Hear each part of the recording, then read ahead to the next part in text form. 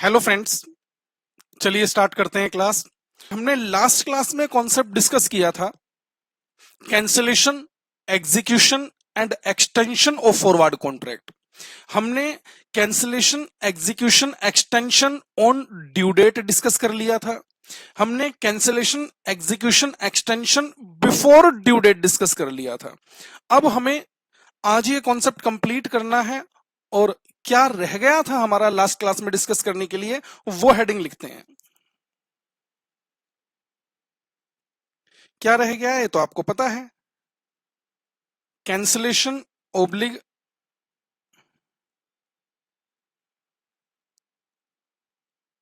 Execution oblique extension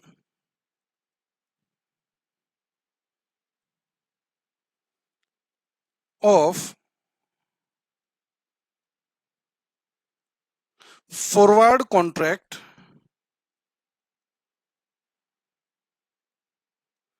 after due date.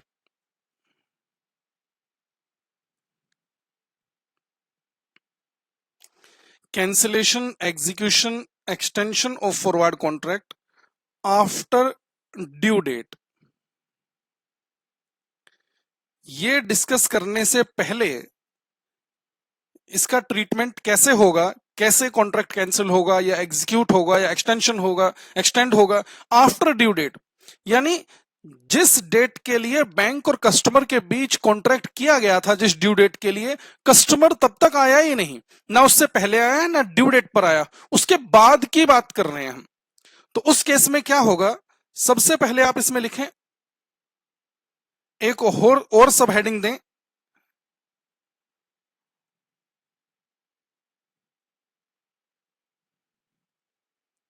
Automatic cancellation.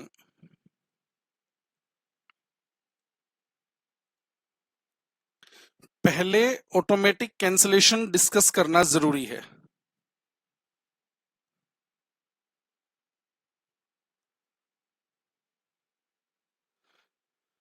चलिए लिखना start कीजिए इसमें।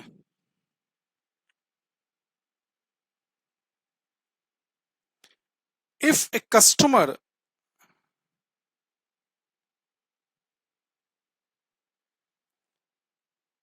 does not approach the bank on or before due date. If a customer does not approach the bank on or before due date, comma, then the forward contract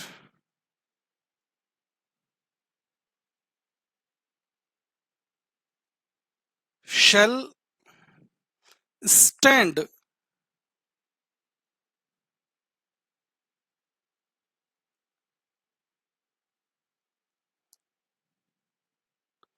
automatically cancelled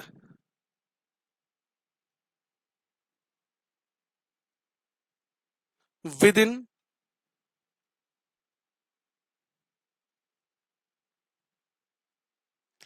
3 working days after the due date. Within 3 working days after the due date। बात को ध्यान से समझ लेना। अगर forward contract bank के साथ करने के बाद कस्टमर ड्यू डेट तक नहीं आता है, तो ड्यू डेट के बाद 3 वर्किंग डेज में वो original forward contract automatically cancelled हो जाएगा। बात समझ आ रही है? यानी हो सकता है आज ड्यू डेट है तो आज कस्टमर नहीं आ पाया तो कल आ जाए, परसों आ जाए, लेकिन अगर 3 दिन तक नहीं आया ड्यू डेट के बाद तो वो ऑटोमेटिकली कैंसिल कर दिया जाएगा contract.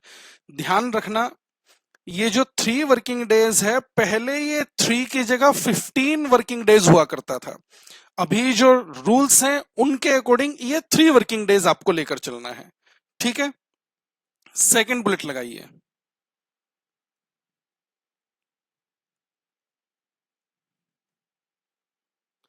Weather there is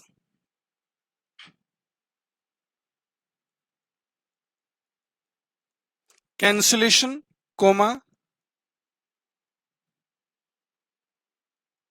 execution or extension. Whether there is cancellation, execution or extension, comma, in all the three cases, comma, the original forward contract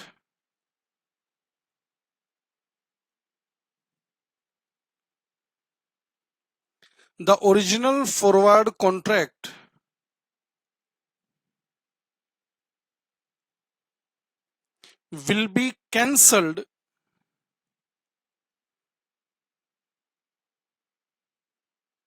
at spot rate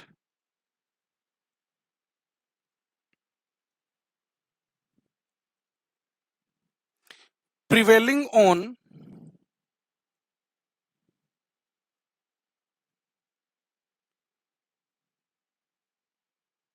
approach date or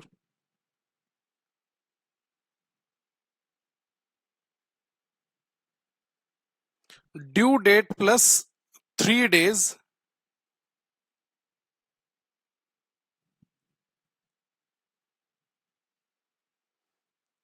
whichever is earlier. मैंने आपसे कहा 3 working days के अंदर वो contract cancel हो जाएगा। ध्यान से सुन लेना, अगर मान लो 3 दिन से भी पहले ही कस्टमर आ जाता है, मान लीजिए ड्यू डेट के 1 दिन बाद ही आ गया, तो वो जो ओरिजिनल फॉरवर्ड कॉन्ट्रैक्ट किया गया था वो ड्यू डेट के लिए किया गया था। कस्टमर उससे अगर 1 दिन बाद भी आता है तो भी ओरिजिनल फॉरवर्ड कॉन्ट्रैक्ट कैंसिल ही किया जाएगा। बात समझ आ रही है? मैंने कहा केस कोई भी हो, चाहे कस्टमर कैंसिल कराने के लिए आया हो, चाहे कस्टमर एग्जीक्यूट कराने के लिए आया हो, डिलीवरी लेने के लिए आया हो, चाहे कस्टमर एक्सटेंड कराने के लिए आया हो, अगर ड्यू डेट के नेक्स्ट डे भी आता है उस केस में भी आपको ओरिजिनल फॉरवर्ड कॉन्ट्रैक्ट कैंसिल ही करना होगा। ध्यान रहेगी ये बात। अच्छा, किस रेट पर कैंसिल करना होगा? स्पॉट रेट पर। अच्छा, कौन से डेट की स्पॉट रेट? जिस दिन वो कैंसिल कराने के लिए, अप्रोच करने के लिए बैंक के पास आया है उस दिन, या फिर due date plus 3 working days, जो भी दोनों में पहले होगा उस डेट के स्पॉट रेट पर ओरिजिनल फॉरवर्ड कॉन्ट्रैक्ट को कैंसिल किया जाएगा।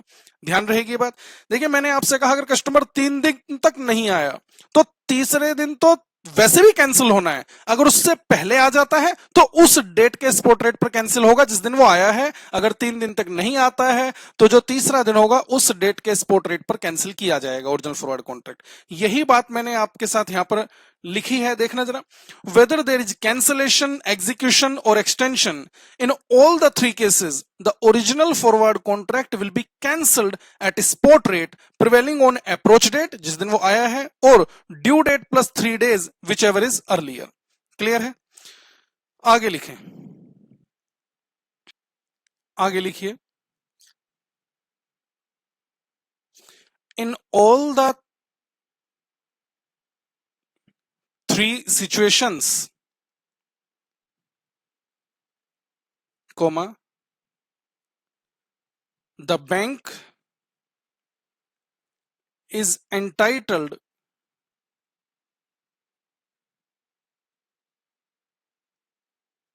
to charge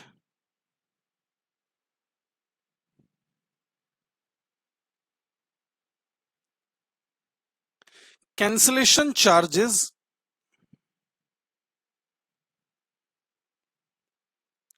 from the customer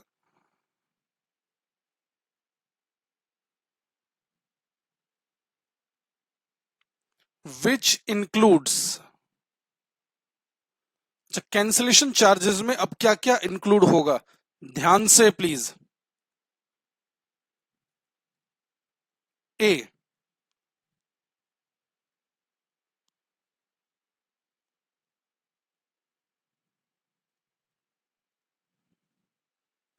exchange difference,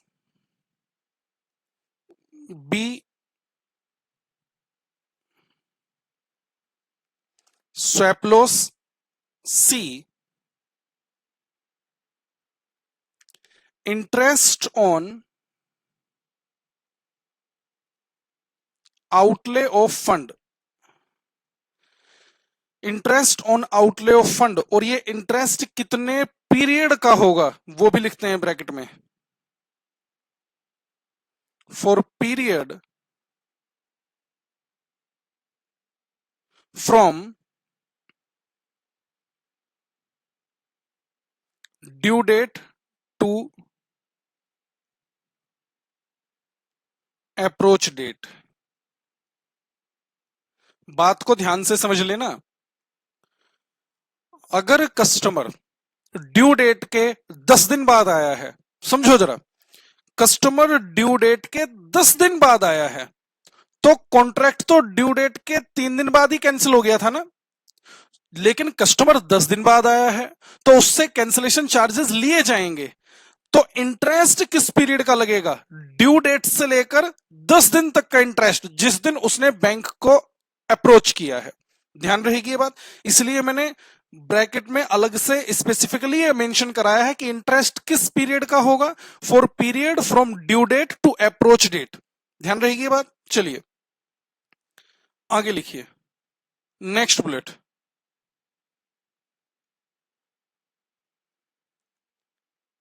if there is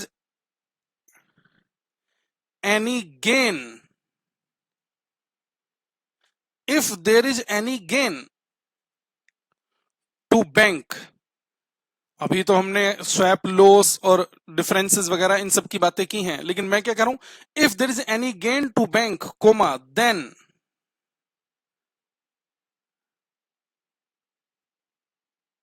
such gain shall not be passed on to the customer। अच्छा प्लीज ध्यान से लास्ट क्लास का ध्यान करो। मैंने आपसे लास्ट क्लास में बताया था कि अगर गेन हो जाता है कोई तो वो भी कस्टमर को पास ऑन किया जाएगा, लेकिन यहां पर क्योंकि कस्टमर ड्यू डेट तक भी नहीं आया है, उसके बाद आया है और बैंक को कोई गेन होता है, तो इस केस में वो गेन बैंक का होगा, वो गेन कस्टमर को पास ऑन नहीं किया जाएगा। ये ध्यान रखिएगा प्लीज। ये लीजिए मैं इसे हाईलाइट कर देता हूं, gain shall not be passed on to the customer। Clear है? यहां तक ये बातें समझ आ गई आपको? चलो ऑटोमेटिक कैंसिलेशन हमने डिस्कस किया, आगे लिखें।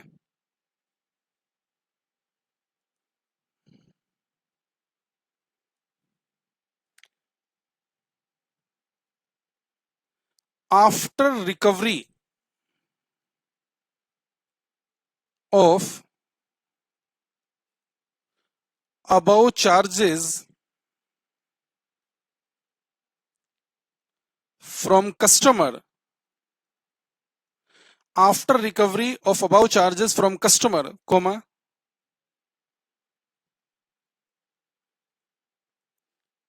following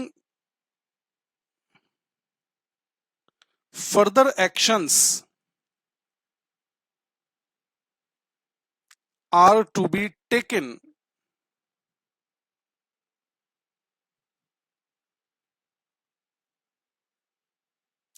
to complete the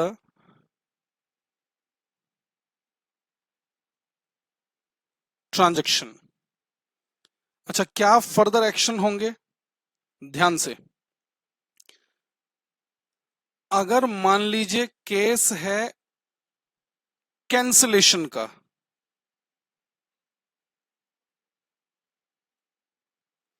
customer due date के बाद आया है कॉन्ट्रैक्ट को कैंसिल कराने के लिए, अगर केस है कैंसिलेशन का, तो कैंसिलेशन तो वैसे ही हो गया है, फर्दर एक्शन क्या लेना है?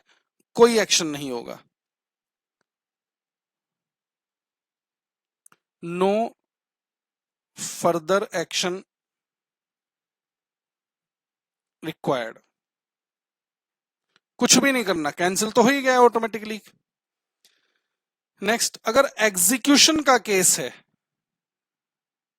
मान लीजिए कस्टमर आया है ड्यू डेट के बाद डिलीवरी लेने,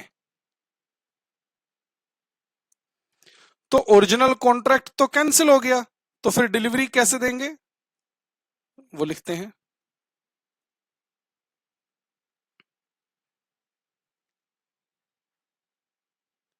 take delivery at spot rate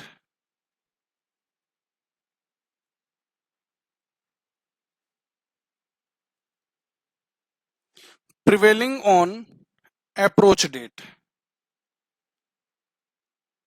ध्यान से प्लीज, कस्टमर ड्यू डेट के बाद आया है, due original forward contract cancel किया जाएगा, और कस्टमर अगर डिलीवरी लेने के लिए आया है तो उस दिन जिस दिन वो आया है स्पॉट रेट देखेंगे और उस पर से डिलीवरी कर देंगे। एक्सटेंशन, कस्टमर आके कहता है नहीं सर मुझे अभी डॉलर नहीं चाहिए या फॉरेन करेंसी नहीं चाहिए, मुझे बाद में चाहिए, तो क्या करें, ओरिजिनल फॉरवर्ड कॉन्ट्रैक्ट तो ऑटोमेटिकली वैसे ही कैंसिल हो गया है, तो क्या करेंगे, नया फ्रेश एक फॉरवर्ड कॉन्ट्रैक्ट कर देंगे। लिखिए enter, enter a fresh forward contract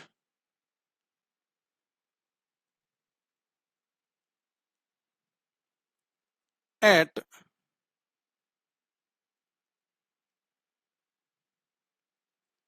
forward rate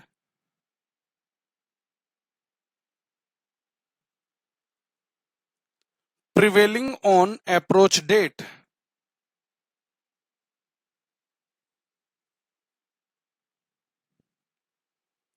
prevailing on approach date for desired due date। Customer आके कहता है कि नहीं सर 2 महीने बाद चाहिए, तो जिस दिन वो कस्टमर आया है उस दिन फॉरवर्ड रेट देखेंगे 2 महीने बाद का क्या फॉरवर्ड रेट है, और एक फ्रेश फॉरवर्ड कॉन्ट्रैक्ट एंटर कर लेंगे उसके साथ। यही मैंने यहां पर लिखा, enter a fresh forward contract at forward rate prevailing on approach date for desired due date या फॉर डिजायर्ड पीरियड। यहां तक बातें समझ आई। देखिए इसमें हमने अलग अलग हेडिंग देकर कैंसिलेशन में क्या होगा या एग्जीक्यूशन में क्या होगा या एक्सटेंशन में क्या होगा डिस्कस करने की जरूरत नहीं है, क्योंकि कोई भी केस हो ओरिजिनल फॉरवर्ड कॉन्ट्रैक्ट तो कैंसिल ही होगा, क्योंकि कस्टमर ड्यू डेट पर नहीं आया था। अब उसके बाद कैंसिलेशन है तो कैंसिलेशन में कोई फर्दर एक्शन नहीं होगा, एग्जीक्यूशन है तो स्पॉट रेट पर डिलीवरी की जाएगी, एक्सटेंशन है तो एक नया फ्रेश फॉरवर्ड कॉन्ट्रैक्ट एंटर किया जाएगा फॉरवर्ड रेट पर। ठीक है, ये हमने यहां पर केसेस डिस्कस किए। अब प्रॉब्लम क्या है कि इस पर इंस्टीट्यूट ने क्वेश्चन ठीक नहीं बना रखे हैं।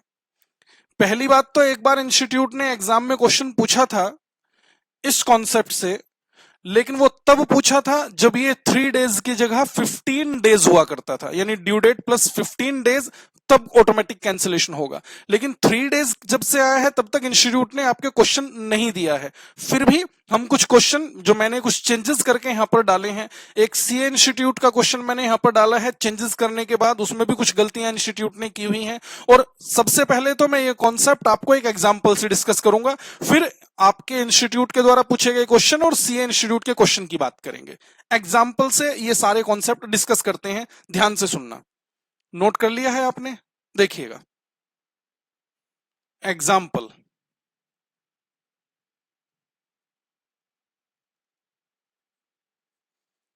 कॉपी भले ही आप बाद में कर लीजिएगा वीडियो पॉज करके, पहले समझ लो, जरा ध्यान से समझना जरा प्लीज।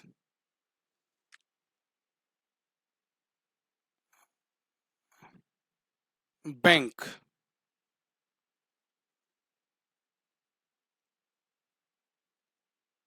कस्टमर,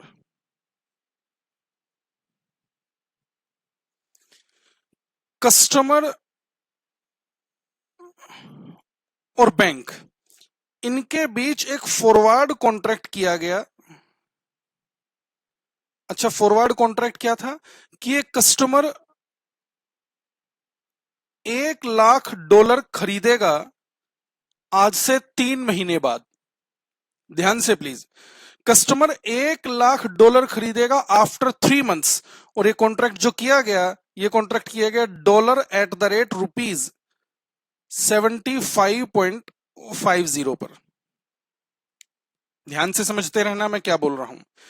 कस्टमर $1,00,000 खरीदेगा। अच्छा, कस्टमर क्या होगा ये? इसका मतलब कस्टमर इंपोर्टर होगा। समझने के लिए लिख रहा हूं सिर्फ। इंपोर्टर होगा, 3 महीने बाद उसे सप्लायर को पेमेंट करनी है। पेमेंट करनी है तो उसे 3 महीने बाद $1,00,000 की जरूरत है। ये कॉन्ट्रैक्ट कर लिया गया। ठीक है। जब बैंक ने कस्टमर के साथ ये कॉन्ट्रैक्ट किया तो बैंक ने इंटर बैंक में अपने आप को कवर कर लिया। अच्छा, इसके साथ बैंक ने क्या कॉन्ट्रैक्ट किया? ये इनसे डॉलर लेंगे $1,00,000 एट द रेट ₹75.25 पर। वहां पर 50 लिया है ना हमने, यहां पर लिखेंगे 25। अब प्लीज ध्यान से समझते रहना, मैं बार बार बोल रहा हूं। ये कॉन्ट्रैक्ट बैंक ने कर लिया, यानी कस्टमर के साथ फॉरवर्ड कॉन्ट्रैक्ट हो गया कि बैंक कस्टमर को देगा ये डॉलर 75.50 पर और बैंक इंटर बैंक से लेगा 75.25 पर, यानी 25 पैसे बैंक अर्न करना चाहता है इस फॉरवर्ड कॉन्ट्रैक्ट के थ्रू। ठीक है, ध्यान से, मैंने कहा 3 महीने का कॉन्ट्रैक्ट है, तो ये लो 3 महीने को एक लाइन से हम प्रेजेंट कर लेते हैं।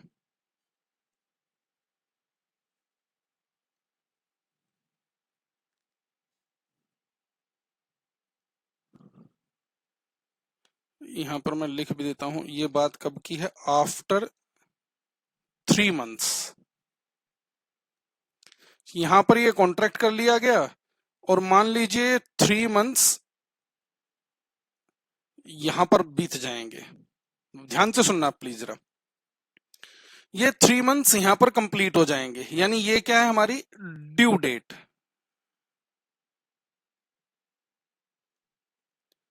बैंक अर्न करना चाहता था 25 पैसे पर डॉलर। अब बैंक वेट करता गया, यहां से करता गया करता गया करता गया करता गया, और मान लीजिए यहां पर ये 3 मंथ्स बीत गए।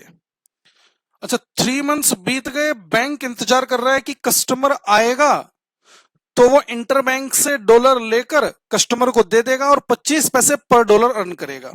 अच्छा, बैंक इंतजार कर रहा है कि कस्टमर आएगा, कस्टमर आएगा, कस्टमर आएगा, कस्टमर आया ही नहीं। अच्छा, कस्टमर नहीं आया तो अब ये मैंने आपको बताया, अगर ड्यू डेट को कस्टमर नहीं आता है तो 3 दिन बाद ऑटोमेटिकली कैंसिलेशन हो जाता है। ठीक है, जरा ध्यान देना। इस ड्यू डेट को, इस ड्यू डेट को इंटरबैंक रेट क्या है वो मैं लिख रहा हूं। ध्यान से समझते रहना, मैं बार बार बोल रहा हूं। Spot rate, forward rate, $1 is equal to, spot rate क्या है? ₹75, 75.15। फॉरवर्ड रेट ₹75.35, और यहां पर लिख लेते हैं 75.60। लेकिन कस्टमर ड्यू डेट को नहीं आया। अच्छा, अब कस्टमर अगर ड्यू डेट को नहीं आया तो ड्यू डेट के बाद वेटिंग की जाएगी कितने दिन तक? 3 दिन तक। ये लीजिए,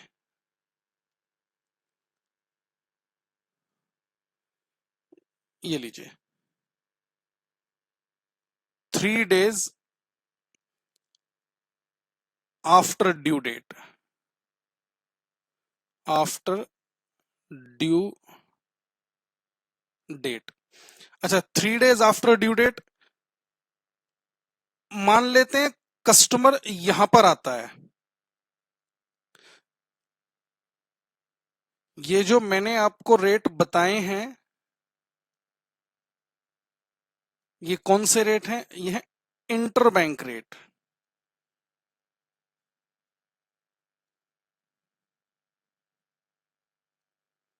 कौन से रेट हैं ये है इंटरबैंक रेट।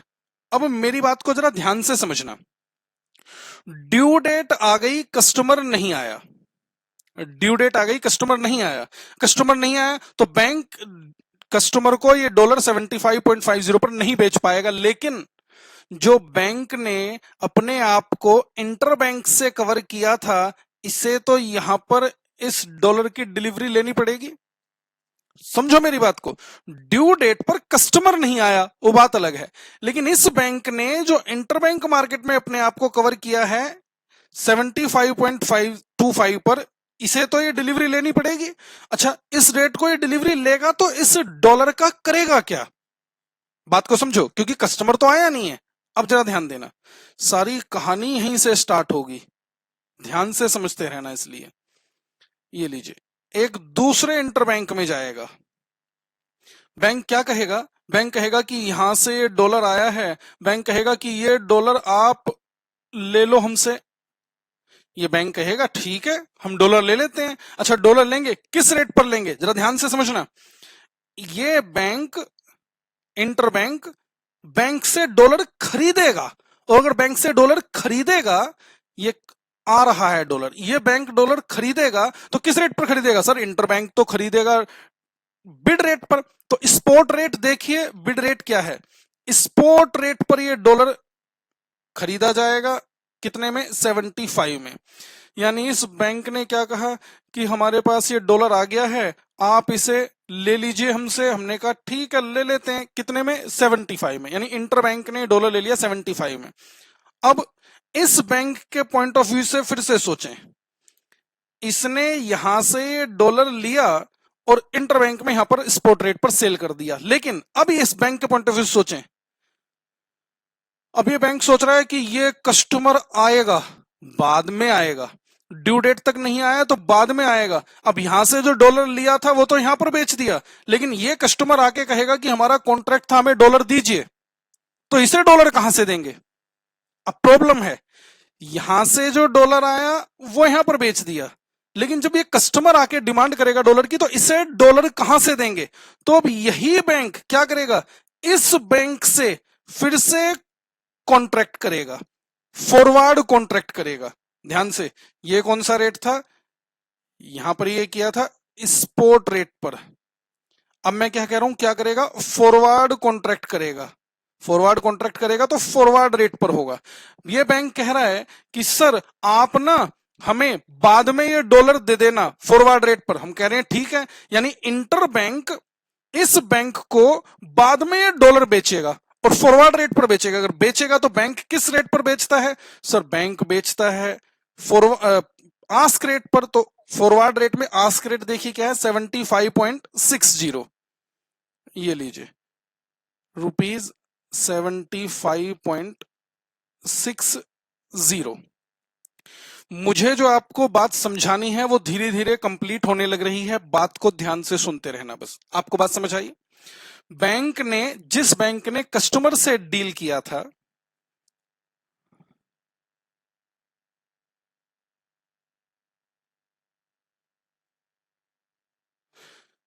चलो मैं ना एक काम करता हूं, यहां पर बैंक के नाम दे देता हूं। मान लीजिए ये बैंक है ए, ये बैंक है बी और ये बैंक है सी।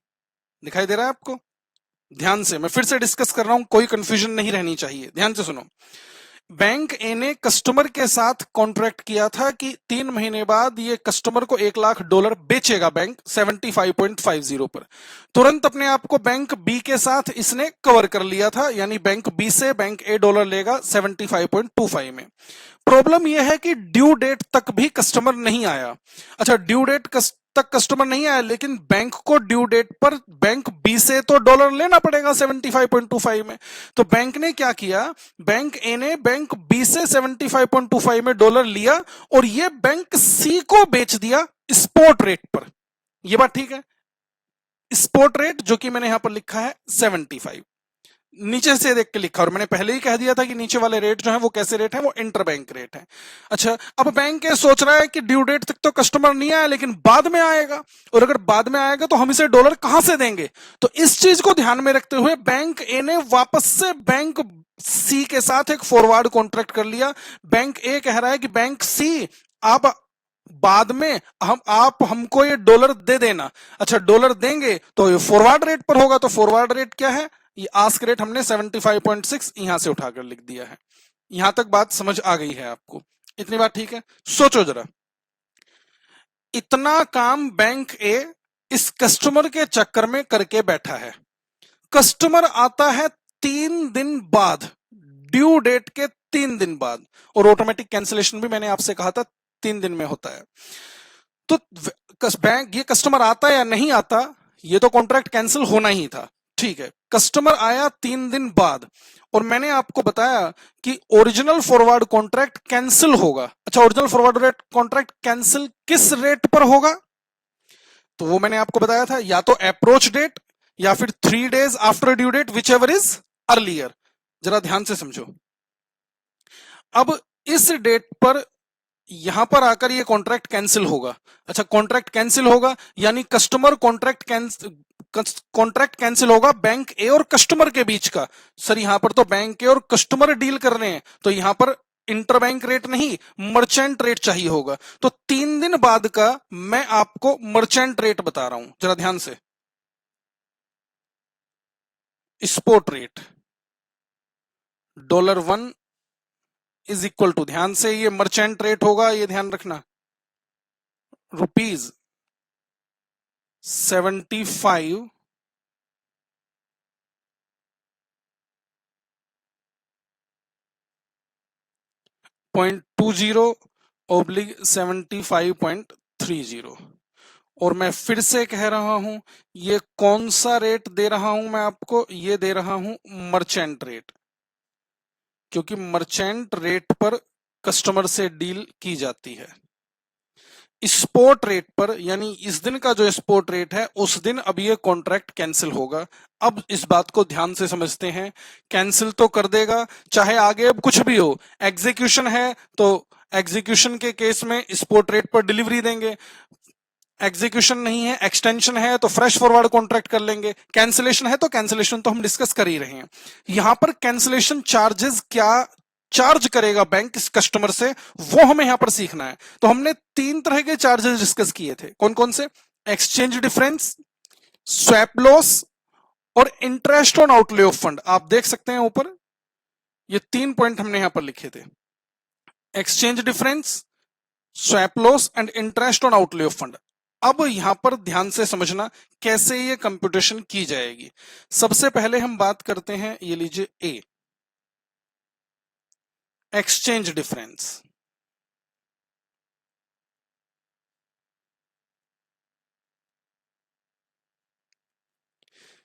एक्सचेंज डिफरेंस कैसे कंप्यूट होगा, ध्यान से सुनना प्लीज।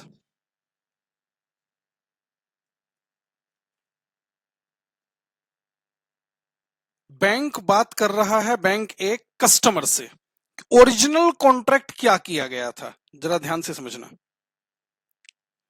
ये लीजिए, ओरिजिनल कॉन्ट्रैक्ट क्या था पहले वो बताइए। Original contract,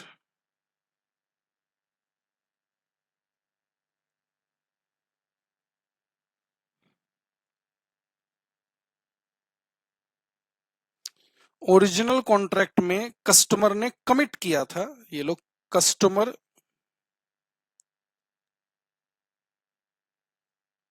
bot dollar at the rate rupees, original contract में कस्टमर ने खरीदने का वादा किया था 75.5 में, रुपीज 75.50, 75.50। यानी बैंक क्या कर रहा है, बैंक ने सोल्ड किया है कॉन्ट्रैक्ट रुपीज 75.50। इस कॉन्ट्रैक्ट को कैंसिल किया जाना है, तो कैंसिल करने के लिए एक और कॉन्ट्रैक्ट करना पड़ेगा, ये लीजिए कैंसिलेशन कॉन्ट्रैक्ट।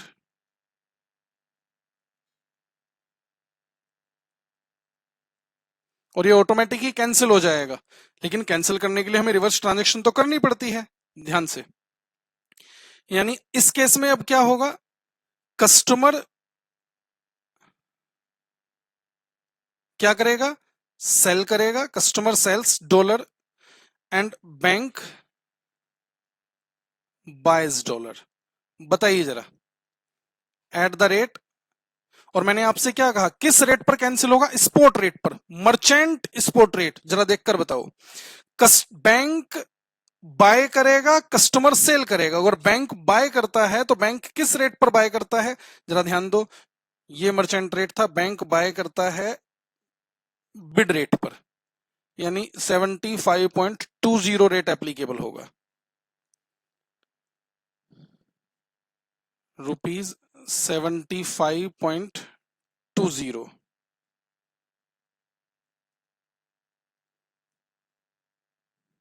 ठीक है जी। एक्सचेंज डिफरेंस बताइए।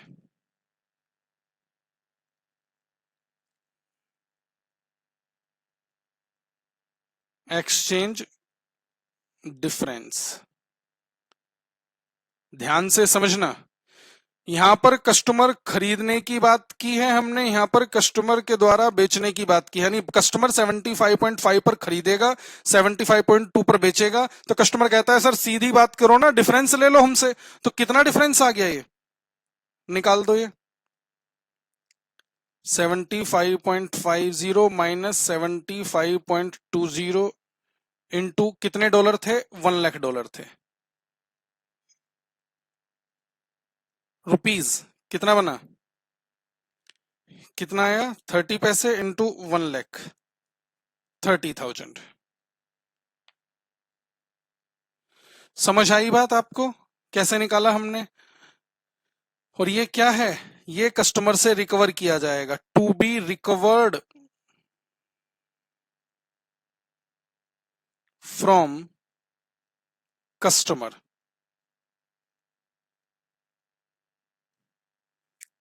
समझ आई आपको बात, ये कैंसिलेशन करने की वजह से एक्सचेंज डिफरेंस ये कस्टमर से रिकवर करेंगे। अच्छा, और क्या, बी, स्वैप लॉस। चलिए स्वैप लॉस निकालते हैं। स्वैप लॉस जैसे हम लास्ट क्लास में डिस्कस कर रहे थे ना, वही कॉन्सेप्ट लगाओ जरा। इस कस्टमर के ना आने की वजह से, कस्टमर के ना आने की वजह से इस बैंक को क्या करना पड़ा, वो समझना है हमें। देखना, कस्टमर के ना आने की वजह से इस बैंक को ड्यू डेट पर 75 रुपीज में ये डॉलर बेचना पड़ा बैंक सी को, और फॉरवर्ड कॉन्ट्रैक्ट में खरीदना पड़ा 75.6 में सी से। ये जो लॉस हो रहा है बैंक को, इसे हम नाम देंगे स्वैप लॉस। जरा ध्यान दो, यानी बैंक ने स्पॉट रेट पर डॉलर बेचा और फॉरवर्ड रेट पर खरीदा, लिखते हैं।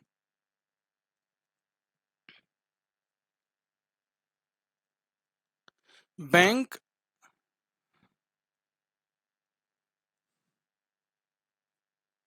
Sales dollar at spot rate,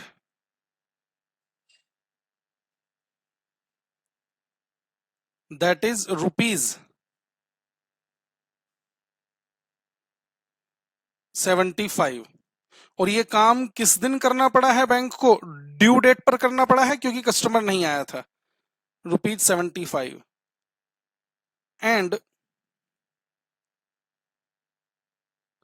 bias dollar at forward rate,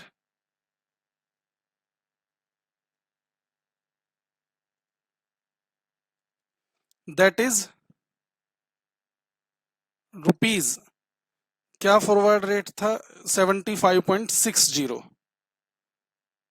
75.60। बताइए बैंक को कितना लॉस हुआ, बैंक ने 75 पर बेच दिया और खरीदना पड़ा 75.6 पर, तो लॉस हो गया बैंक को, स्वैप लॉस।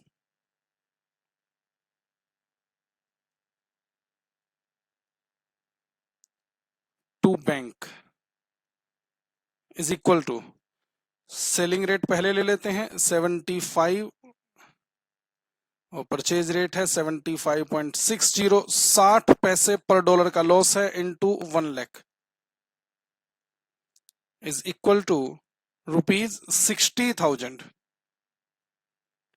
ये भी किससे लेगा bank? To be recovered from customer. और एक चीज रह गई, क्या रह गया? See, interest on outlay of fund.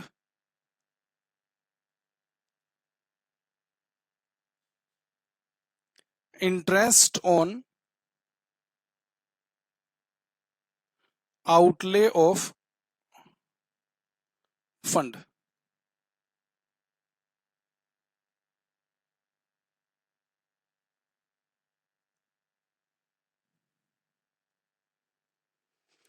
ध्यान से समझना, कैश इनफ्लोज निकालो और कैश आउटफ्लोज निकालो, तब आउटले का पता चलेगा ना। Cash inflows and cash outflows, ध्यान से प्लीज।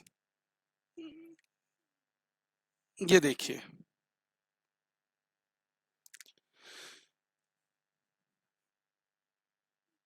बैंक ए ने बैंक बी से ये डॉलर खरीदा था कितने में? 75.25 में। दिखाई दे रहा है आपको?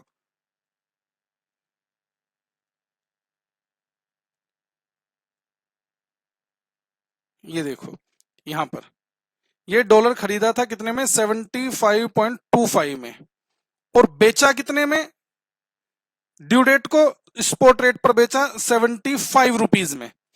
खरीदा 75.25 में और बेचा 75 में, यानी बेचा 75 में तो इनफ्लो हुआ 75 के रेट पर और आउटफ्लो हुआ 75.25।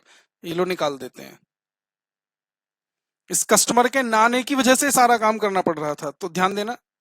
$1 लाख इंटू 75, कितना इनफ्लो हुआ? 75 लाख का। ठीक है, और खरीदा कितने में? 1 लाख इंटू 75.25 में खरीदा, यानी आउटफ्लो कितना हुआ? 75,25,000। आउटले ऑफ फंड बताइए। आउटले ऑफ फंड सर ये आ गया 25,000 रुपीज। इस पर इंटरेस्ट भी इस कस्टमर से चार्ज करेंगे। ये लो, interest on outlay of fund. Interest on outlay of fund 25,000 rupees into interest rate. अच्छा, इंटरेस्ट रेट मैंने आपको दिया था ऊपर कहीं? ये लो इंटरेस्ट रेट, चलो मैं लिख देता हूं यहीं पर।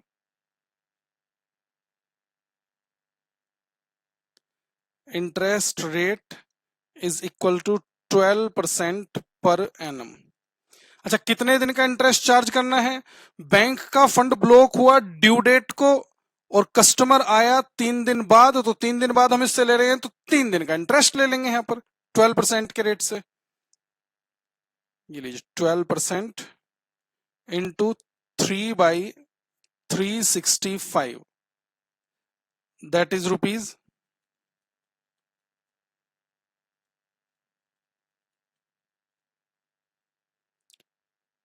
24.666 कर देते हैं। ये भी क्या करना है? To be recovered from customer. To be recovered from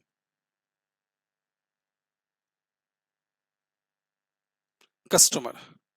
तो बता दो जरा, टोटल चार्जेस कितने हो गए?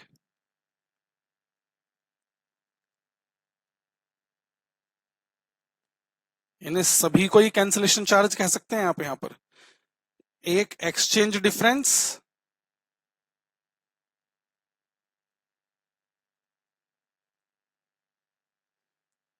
प्लस स्वैप लॉस जो बैंक का हुआ plus interest on outlay of fund.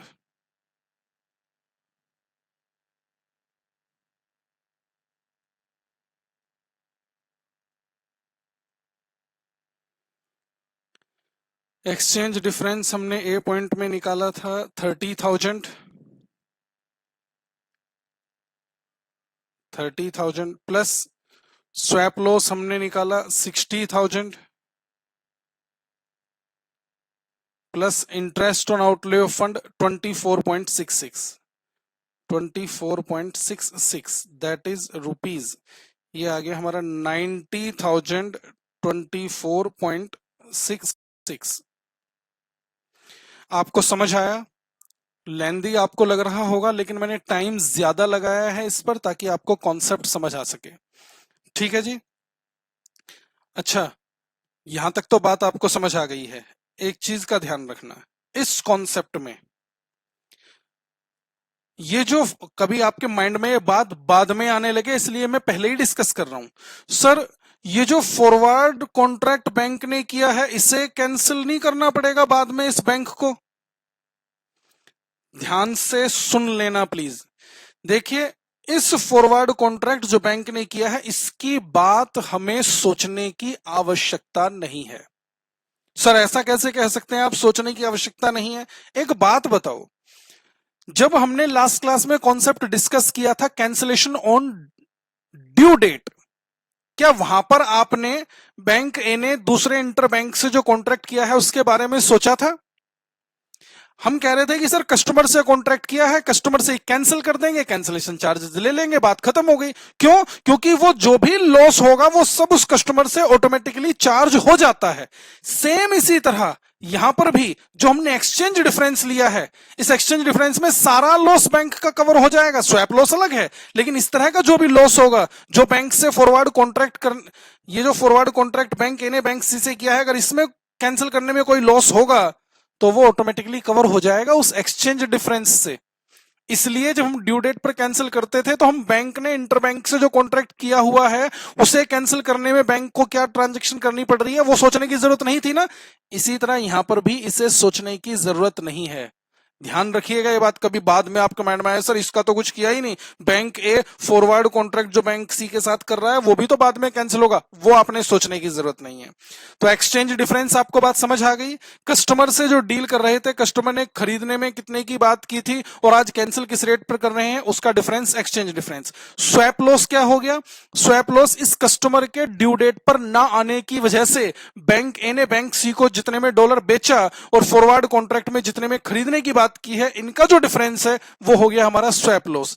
और interest on outlay of fund, due date पर ही हम सोच रहे हैं कि बैंक ए ने बैंक बी से डॉलर खरीदा 75 में और ए सी को बेच दिया 70, बैंक ए ने बैंक बी से खरीदा 75.25 में और बैंक सी को बेच दिया 75 में, तो 25 पैसे पर डॉलर बैंक ए का ब्लॉक हुआ, जिसकी वजह से आउटले ऑफ फंड 25 पैसे पर डॉलर था, तो 1 लाख के लिए 25,000 आ गया। इस पर हमने इंटरेस्ट ले लिया और इंटरेस्ट कब से कब तक लिया जाएगा? ड्यू डेट से अप्रोच डेट तक, जब तक कस्टमर आएगा, क्योंकि जब तक कस्टमर आएगा नहीं तब तक बैंक का फंड रिलीज नहीं होगा। जिस दिन कस्टमर आएगा उससे हम फंड लेंगे, उस दिन तक का उससे इंटरेस्ट ले लेंगे इस 25,000 पर। समझ आ गई है बात? अब इसे आप वीडियो को पॉज करके पीछे जाकर कॉपी कर सकते हैं। ठीक है, वो आप कर लीजिएगा।